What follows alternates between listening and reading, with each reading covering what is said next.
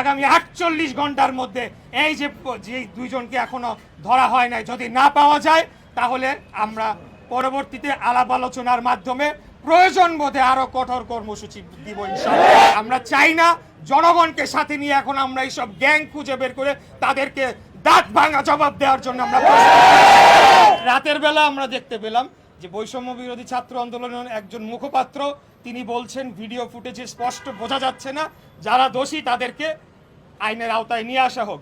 তাহলে কি কোনটা আমরা বিশ্বাস করব? বৈষম্য বিরোধী ছাত্র আন্দোলনের নেতৃবৃন্দ বলেছিলেন যে তারা রাজনৈতিক দল গঠন করার পর এই সংগঠনের আর কোনো প্রয়োজন থাকবে না, তাহলে কেন এখনো তাদের কর্মকাণ্ড রয়েছে? আমি গতকালকের কথা বলছি, দুপুর এবং বিকালে দুইটি স্ট্যাটাস দেয়া হয় তাদের অফিসিয়াল ফেসবুক পেজের মাধ্যমে। সেখানে ক্যাটাগরিক্যালি যেই দুইজন অভিযুক্ত ব্যক্তি যারা বৈষম্য বিরোধী ছাত্র আন্দোলনের কমিটিতে রয়েছে হত্যাকারী, তাদেরকে নির্দোষ দাবি করে জোরালোভাবে বক্তব্য দেওয়া হয়। আবার রাতের বেলা আমরা দেখতে পেলাম যে বৈষম্য বিরোধী ছাত্র আন্দোলনের একজন মুখপাত্র তিনি বলছেন ভিডিও ফুটেজে স্পষ্ট বোঝা যাচ্ছে না, যারা দোষী তাদেরকে আইনের আওতায় নিয়ে আসা হোক। তাহলে কি কোনটা আমরা বিশ্বাস করব? প্রথমটা বিশ্বাস করব না দ্বিতীয়টা আমরা বিশ্বাস করব?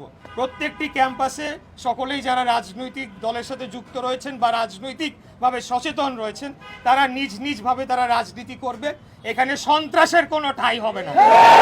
আমি কোন একটা গ্যাংয়ের নাম শুনতে পারলাম, আমি এখনই এখান থেকে বলছি পুলিশ প্রশাসনের উদ্দেশ্যে বলতে চাই তারা যথেষ্ট ভালো কাজ করেছে, কিন্তু মিল্টন কি বেনসন গ্যাং, কিন্তু আমরা জানতে পেরেছি যেহেতু এই সরকারের মধ্যে বৈষম্য বিরোধী ছাত্র আন্দোলনের প্রতিনিধিরা রয়েছে, তারা চাপ প্রয়োগ করছে যাতে তাদেরকে গ্রেফতার না করা হয়।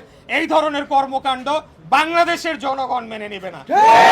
এই যে এইসব বেনসন গ্যাং দাঁড়াও, এই যে বেনসন গ্যাং না কি গ্যাং, আমরা মব কালচারে বিশ্বাস করি না।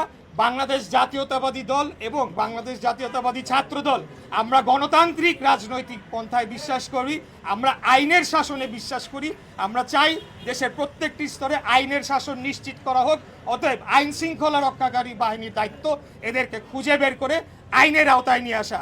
আমরা চাই না জনগণকে সাথে নিয়ে এখন আমরা এইসব গ্যাং খুঁজে বের করে তাদেরকে দাঁত ভাঙা জবাব দেওয়ার জন্য আমরা এবং তাদেরকে যারা রক্ষা করার চেষ্টা করবে, আইন শৃঙ্খলা রক্ষাকারী বাহিনীকে যারা বাধাগ্রস্ত করার চেষ্টা করবে, তাদেরকে বলবো অন্তর্বর্তীকালীন সরকারের সময়ের জন্য এসেছে, বিশেষ দায়িত্ব নিয়ে এসেছে বাংলাদেশে একটি সুষ্ঠু, সঠিক, অবাধ, নিরপেক্ষ, গ্রহণযোগ্য নির্বাচনের মাধ্যমে জনগণের সরকারের কাছে ক্ষমতা হস্তান্তর করে দেওয়ার জন্য। বান্ডেল থাকলে প্রতি সিনেমানিতে